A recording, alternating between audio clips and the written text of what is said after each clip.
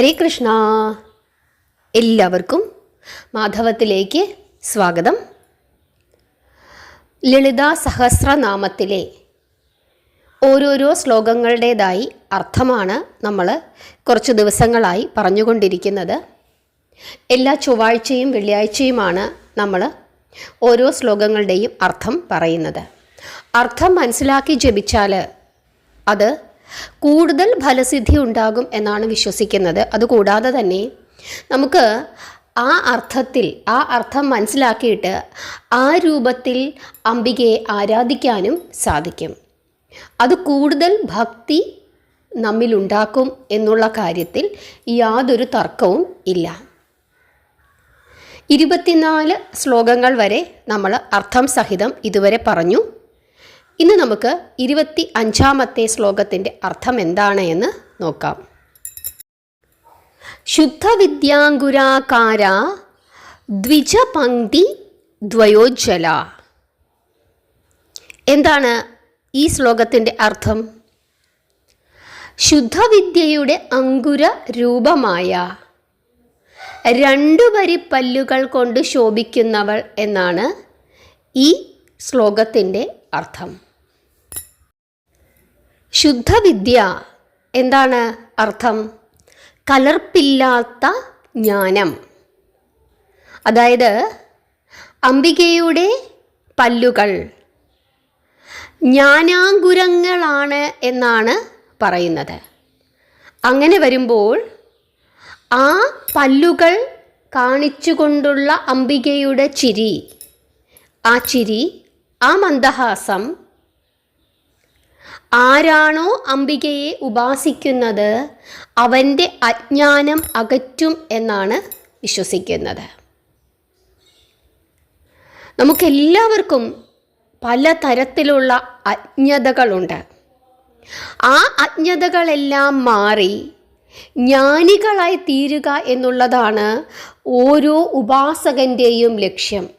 ശരിയായ ജ്ഞാനം എങ്ങനെയാണ് ലഭിക്കുന്നത്? ഉപാസനയിലൂടെയാണ് ലഭിക്കുന്നത്. ഒരു ഉപാസകൻ്റെ അജ്ഞത ഭഗവതിയുടെ ജ്ഞാനമാകുന്ന പല്ലുകൾ കാണിച്ചുകൊണ്ടുള്ള ചിരി, ആ മന്ദഹാസം, അത് കാണുമ്പോൾ ആ ഉപാസകൻ്റെ അജ്ഞാനം അകലും എന്ന് വിശ്വസിക്കുന്നു. അംബികയുടെ പല്ലുകളെ പറ്റിയിട്ടാണ് ഇവിടെ എന്തു ചെയ്തിരിക്കുന്നത്? വർണ്ണിച്ചിരിക്കുന്നത്.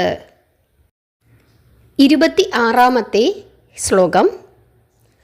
കർപ്പൂര വീടിക ആമോദ സമാകർഷ ദിഗന്ധര. എന്താണ് അർത്ഥം?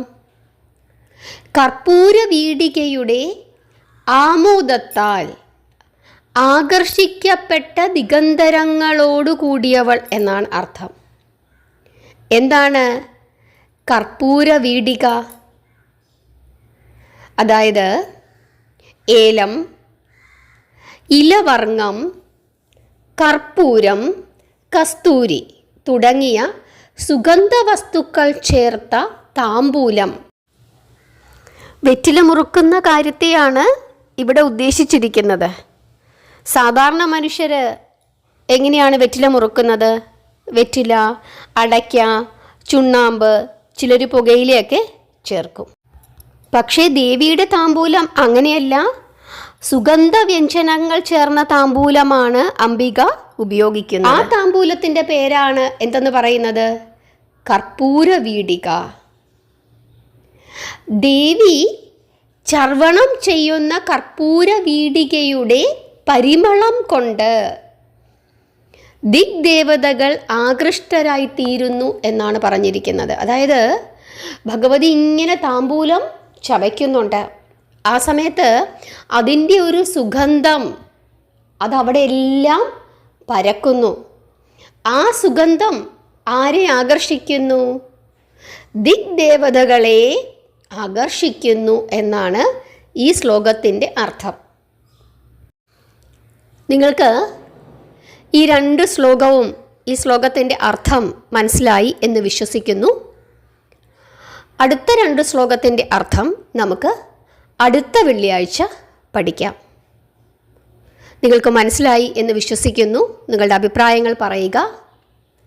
നിത്യവും ലളിത സഹസ്രനാമം ജപിക്കുക. അതിന് സാധിച്ചില്ലെങ്കിൽ ചൊവ്വാഴ്ചയും വെള്ളിയാഴ്ചയുമെങ്കിലും ജപിക്കാനായി ശ്രമിക്കുക. എല്ലാവരെയും അമ്മ മഹാമായ അനുഗ്രഹിക്കട്ടെ. ഭഗവാന്റെ അനുഗ്രഹം നിങ്ങൾക്ക് എല്ലാവർക്കും ഉണ്ടാകട്ടെ. ഹരേ കൃഷ്ണ.